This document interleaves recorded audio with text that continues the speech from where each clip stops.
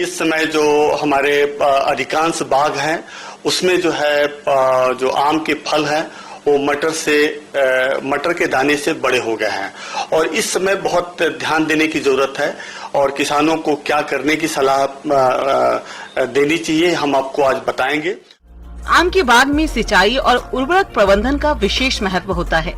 लेकिन हमारे कुछ किसान भाई इन प्रबंधनों में लापरवाही बरतते हुए कभी भी आम के पौधों में सिंचाई कर देते हैं और असंतुलित मात्रा में उर्वरकों का प्रयोग करते हैं, जिसके कारण पौधों की अनावश्यक बढ़वार तो होती ही है, साथ ही साथ पौधों में कीट और रोगों का भी प्रकोप होने लगता है। यदि आपका पेड़ जो है 10 या 10 वर्ष से ज्यादा का है तो आप क्या करिए कि 500-550 ग्राम जो है डाई अमोनियम फास्फेट, तकरीबन 850 ग्राम यूरिया और 750 ग्राम जो है म्यूरेट ऑफ पोटाश जो है, जो मुख्य तना है उससे 2 मीटर दूर 9 इंच चौड़ा 9 इंच गहरा जो है आप रिंग बनाइए। उसकी जो आधी मिट्टी है उसमें ये जो अभी आपने खाद बताया, यदि संभव हो तो 15, 20, 25 केजी जो भी आपको मिल जाए जो है सड़ी गोबर की खाद या वर्मी कंपोस्ट खूब बढ़िया से मिला के जो है जो आधी मिट्टी है उसके साथ मिला के गड्ढों को भर दीजिए और भरने के बाद क्या करिए जो सादी मिट्टी है उसको ऊपर से लगा दीजिए और उसी से जो है उसी दिन आप सिंचाई कर दिए। और यहाँ पे बहुत महत्वपूर्ण है कि अनिवार्यता अब आप सिंचाई करते रहिए। अब आपको जो है अभी तक आपको हम ये जो है अक्सर सलाह दी जाती है कि जब तक टिकोले न लग जाएं, जब तक मटर के दाने के बराबर न हो जाएं, तब तक आप सिंचाई मत करिए। लेकिन जब उसमें मटर के दाने के बराबर अब फल लग गए हैं तब आपको सलाह दी जाती है कि बाग की मिट्टी को जो है कतई मत सूखने दीजिए, क्योंकि यदि बाग की मिट्टी सूखती है तो उससे जो है ये ड्रॉपिंग और बढ़ेगी, फ्रूट ड्रॉपिंग और बढ़ेगी। इसलिए आपको अब जो है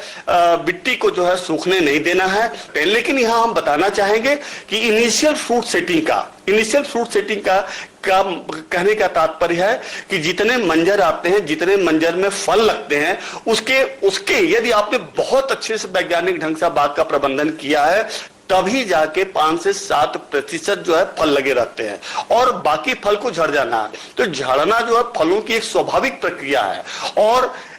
वह आम के वृक्ष जो कि फल को नहीं झाड़ पाते हैं तो ये समझिए कि वो बीमार हैं। तो किसान भाइयों, आप चाहते हैं कि आपके टिकोले कम झड़ें तो इसके लिए आवश्यक है कि प्लानोफिक्स करके एक दवा आती है, उसकी 1 ml दवा जो है प्रति 3 लीटर पानी में घोल के आप छिड़काव कर देते हैं तो आप जो है इस ड्रॉपिंग को रोक सकते। किसान भाइयों, आम के बाग में इस समय कई तरह के कीट और रोगों का भी प्रकोप होता है, जिनका शुरुआती अवस्था पर ही नियंत्रण करना जरूरी होता है। यदि आपने ऐसा नहीं किया तो आम का उत्पादन बहुत कम प्राप्त होगा। इसलिए आप इन कीट और रोगों का नियंत्रण करें। कि ये जो टिकोले हैं इसके निचले हिस्से में जो है कोई कीड़ा है जो पंचर कर रहा है और जहां वो छेद करता है या डंक मारता है वहीं पे जो है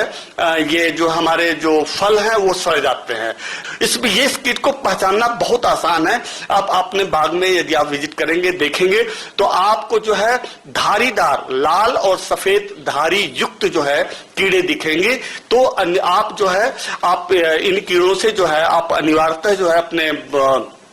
प्रबंधित करिए। नहीं तो यदि आपके फल इसी स्टेज में जबकि टिकोले अवस्था में है उसी अवस्था में यदि वो घावग्रस्त हो जाएंगे, उसमें सड़ने की समस्या हो जाएगी तो आपको भारी क्षति होगी। इमामेक्टिन बेंजेट ये जो इंसेक्टिसाइड है इसकी जो है आप 1 ml दवा को प्रति 3 लीटर पानी में घोल के यदि छिड़काव करते हैं या डेल्टामेथ्रिन जो है इंसेक्टिसाइड है उसकी 1 ml दवा जो है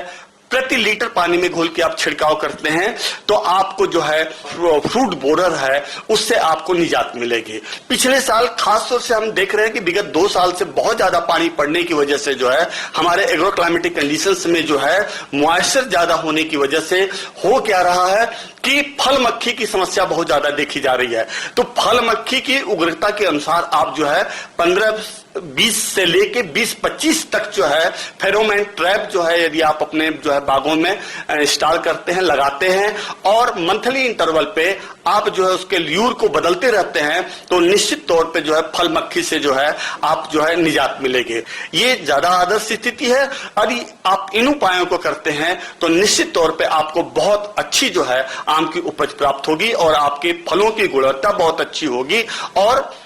उपज भी अच्छी। ब्रेक के बाद आप सभी दर्शकों का अन्नदाता में स्वागत।